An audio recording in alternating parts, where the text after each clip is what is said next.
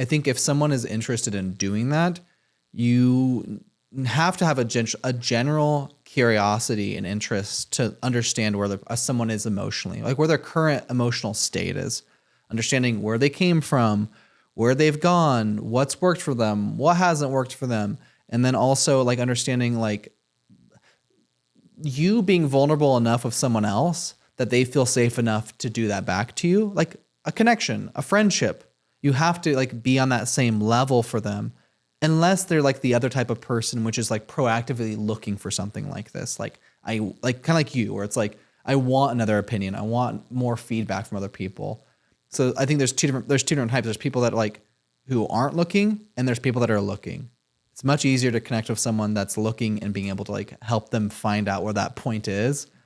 But if you're wanting to do it for people because you feel more bad for them because they're like kind of further away from what your perceived ideas are of like happiness, you have to like really connect with them. You have to gain that trust and safety for them to relate to you, to emotionally relate, emotionally connect to you. And then I think the biggest thing from there, like, I mean, I'd be curious on honestly what type of approach you would take to do something like that with someone.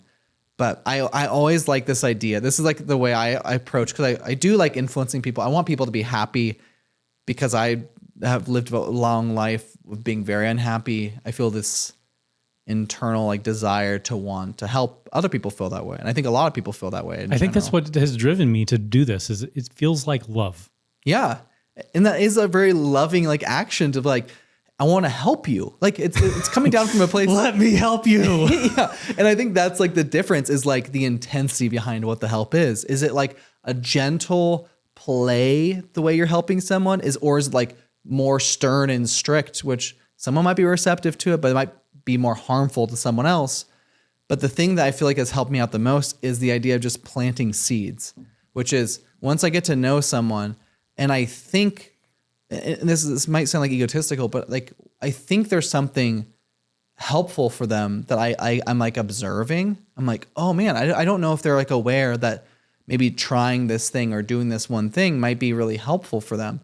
And so what I'll do is gently plant a seed. And like the reason it's a seed, it's like so small, being like, hey, have you considered like trying like this thing? Because like me understanding who you are and like what you're going through, I feel like wouldn't that like kind of help you out or like make you feel better in this way?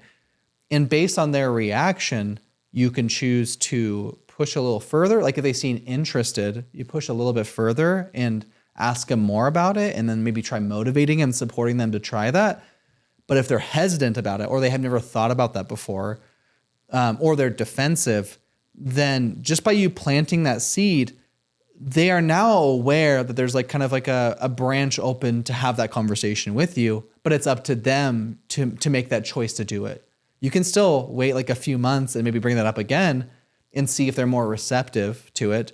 But if they're not, there's nothing you can really do. You can't like, it's the reason like someone's like alcoholic. You can't convince someone to not be an alcoholic unless they make that choice for themselves. Did I talk about losing eternity, and that's why I feel like I'm in a rush? Have I mentioned that before? I don't think so. In therapy recently, I realized that a big part of why I feel like I have this timekeeper over my shoulder is that I used to have eternity to live because I believed in heaven and I thought it was there. And then I lost it whenever I lost my belief in that Christianity. And so I only have this life to live.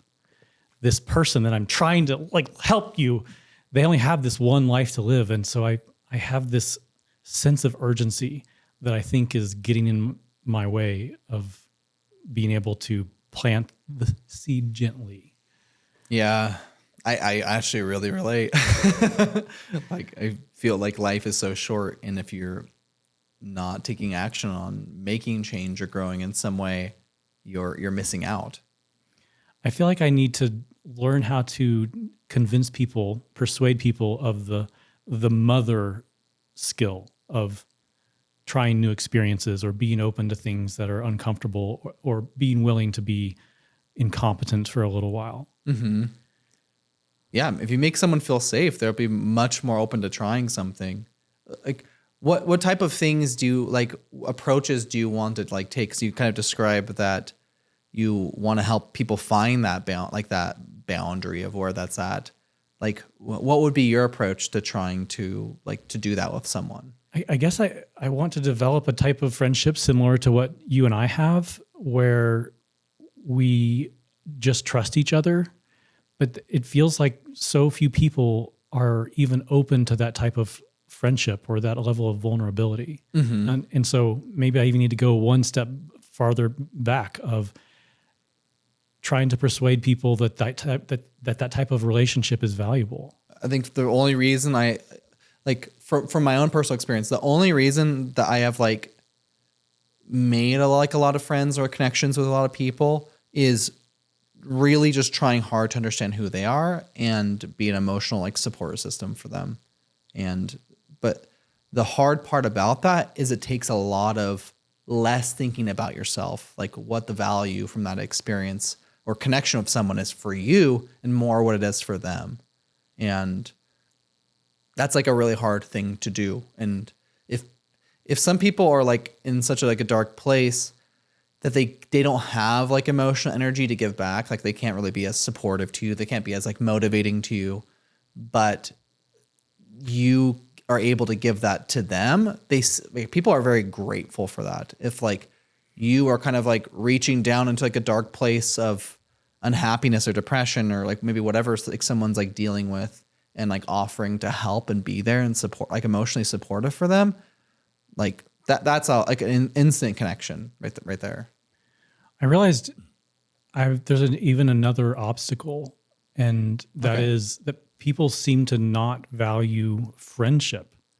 They've got their job, they've got their kids, or any of these other issues, and it feels like friendship is this luxury item. But I don't feel like it is a luxury item. I feel like it seems as important as all those other things, but I don't know, it's just not as urgent and in your face.